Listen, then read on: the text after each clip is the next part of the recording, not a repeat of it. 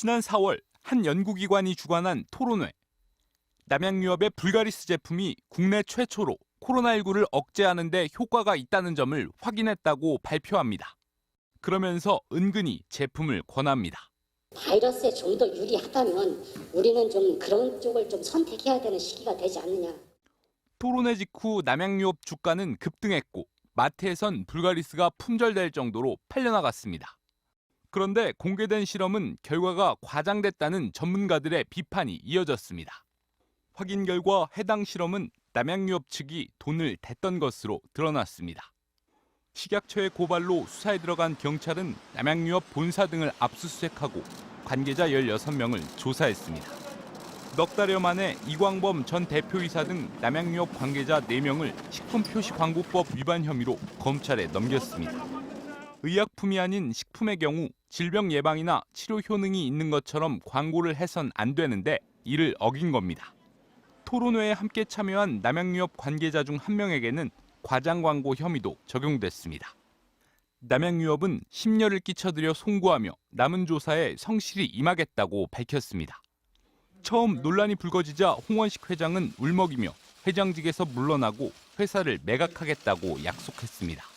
남양유업 회장직에서 물러나겠습니다. 자식에게도 경영권을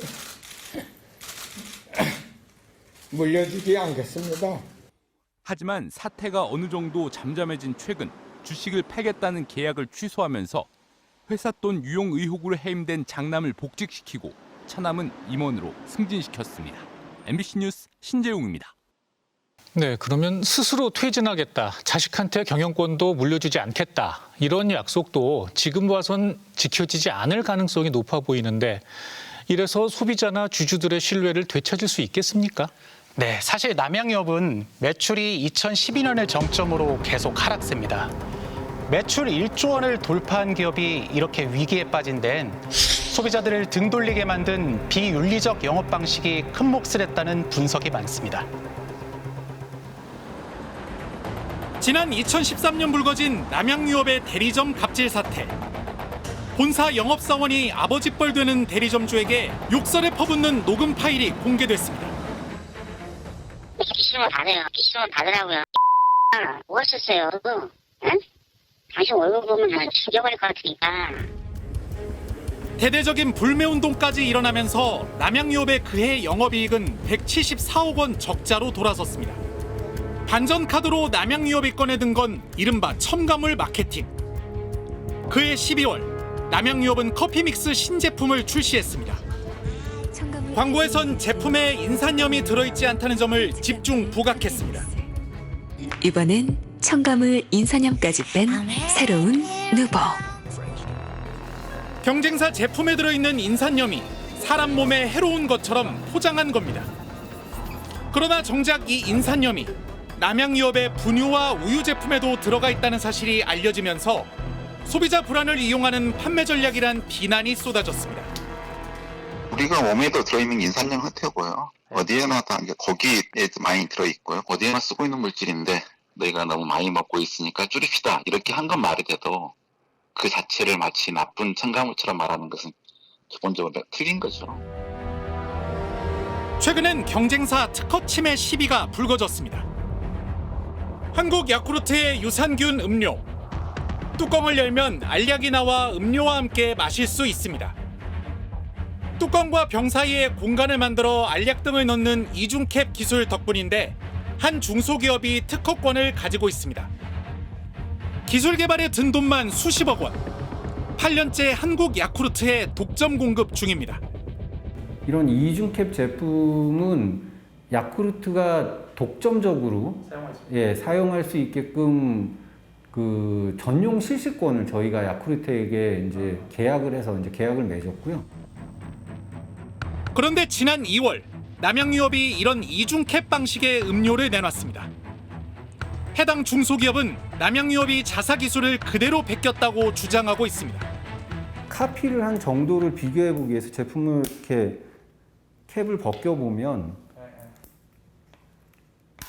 뚜껑을 벗겨봤어요. 예, 이 반대편에다가 갖다 장착을 해도 정확하게 장착이 됩니다. 그래서 이 보시면 전혀 기능을 하는데 차이가 없는 거죠. 결국 이 업체는 지난 6월 남양유업을 상대로 특허권 침해 소송을 제기했습니다. 남양유업은 이미 해외에도 비슷한 방식의 제품이 출시돼 있다며 특허 침해가 될 수 없다는 입장입니다. 남양유업은 창업 2대 만에 매출과 주가 모두 내리막길에서 헤어나오지 못하고 있습니다. 전문가들은 폐쇄적 기업 문화를 그 원인으로 지목하고 있습니다. 홍원식 회장이 가진 남양유업 지분은 51%.